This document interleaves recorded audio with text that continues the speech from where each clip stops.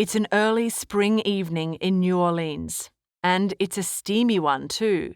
Jazz music from piano bars fills the air in the city's French Quarter, a rough but charming old part of town. Our setting, or where the story takes place, is Elysian Fields, a 2-story building that sits on a street corner. Upstairs is the home of Steve and Eunice Hubble. They own the place. Downstairs is the home of their tenants, Stanley and Stella Kowalski. Speak of the devil, here comes Stanley and his friend Mitch. Stanley's carrying a bloody pack of meat, fresh from the butcher. He shouts out to Stella, and she emerges onto the landing, just in time to catch the meat he throws at her. What a rush! Stanley tells Stella he's off to bowling, and she decides that it sounds like fun. She's going to come watch. Just as Stella leaves, Blanche Dubois comes around the corner, carrying a suitcase and holding a slip of paper. She looks a little out of place in her beautiful white suit and pearls. Eunice notices her and asks if she needs help. It's obvious that Blanche isn't from around here. Blanche is looking for her sister, Stella, but she's a bit shocked. She didn't expect her sister to be living in such a run-down, shabby place. Eunice's friend offers to go fetch Stella while Eunice lets Blanche into the Kowalski's apartment. She's feeling more and more uneasy. This little apartment has a rough charm, but this isn't anything like Belle Reve, their childhood home. Blanche digs around until she finds some whiskey and pours herself a glass.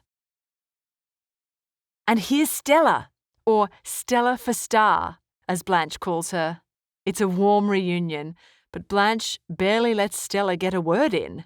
She goes on and on about what a shock it is to see Stella living in such reduced circumstances. Blanche also obsesses over her looks, fretting that she's aged too much. Stella can only wait for her big sister to calm down. But Blanche is working herself up to tell Stella some important things. The first is that she's staying with them for now. But will it be decent? There's only a thin curtain to separate Blanche's room from the rest of the tiny apartment. Finally, Blanche reveals the shocking news that they've lost their childhood home, the once sprawling plantation estate Belle Reve. Stella is aghast. How did this happen? Blanche passionately explains that she couldn't help but let it go. She even accuses Stella of abandoning them. When Stella left, their parents and relatives all died in quick succession. Blanche was forced to take out loans to pay for their care and funerals, until finally Blanche was the only living family member left. She couldn't repay all the debts on her measly teacher's salary, so the creditors came and took Belle Reve away. Stella is overwhelmed by Blanche's tragic news and her cruel accusations and begins to cry. She quickly disappears into the bathroom to wash her face. Stanley, Steve Hubble, and Mitch arrive home from bowling. They're organising a poker night tomorrow, and Stanley agrees to host them at his flat. Steve and Mitch say their goodbyes and make their way home. Stanley enters the apartment, and Blanche is ready to greet him. They've never met before. He's not like the southern society men that Blanche has known. He pours himself some whiskey and notices that Blanche must have already helped herself. He's so casual around Blanche that he even changes his shirt in front of her. Stanley asks if Blanche is going to be staying with them for a while. She says she'd like to. He says that Stella had mentioned before that Blanche was married once. What happened to him? Blanche feels ill as she reveals that her husband died when they were young. The next evening, Blanche and Stella get ready for a night out, dinner and a show.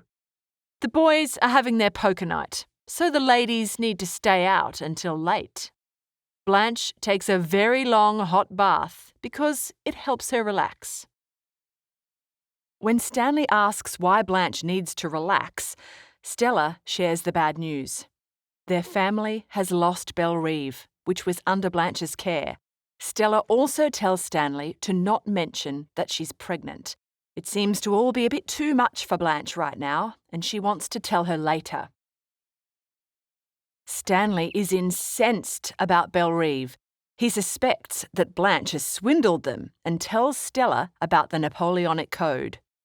He explains that in Louisiana, what belongs to the wife also belongs to the husband. So, technically, he had a stake in Bellerive, and there's no way he's letting Blanche scam him of his money. Against Stella's will, Stanley starts his own investigation. He rifles through Blanche's clothes and jewellery, even as Stella tells him to stop. Where did she get the money to buy all these luxurious things? Stella tells him that they're not actually worth much. Anything of value would have been gifts from old friends. She tries to convince Stanley to give Blanche space to dress, but he refuses, so Stella goes outside. Blanche finally emerges from the steamy bathroom. She's been in there for ages. As she dresses, she fishes for compliments about her looks from Stanley. Isn't she pretty in this dress? Can she join him for a smoke? She's dialing up the charm. But Stanley is having none of it. He launches straight into his accusations.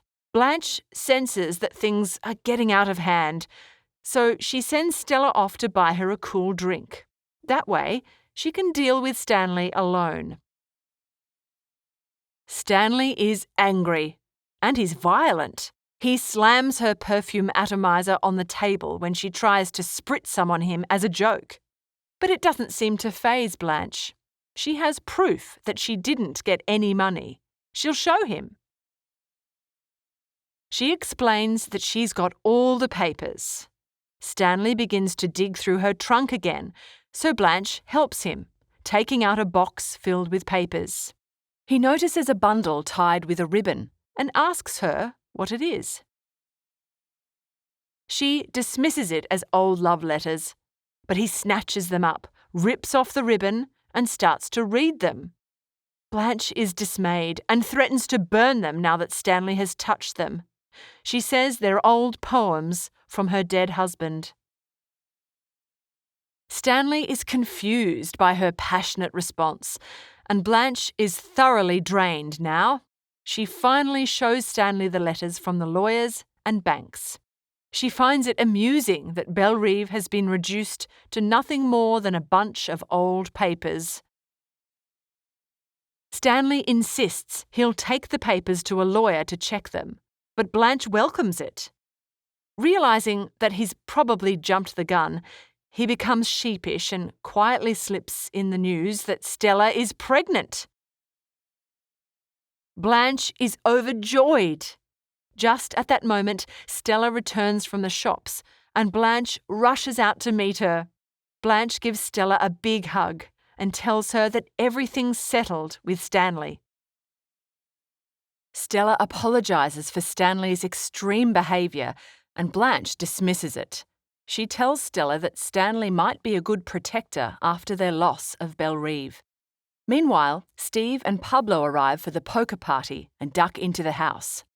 And now it's time for the ladies to head out for their long-awaited girls' night.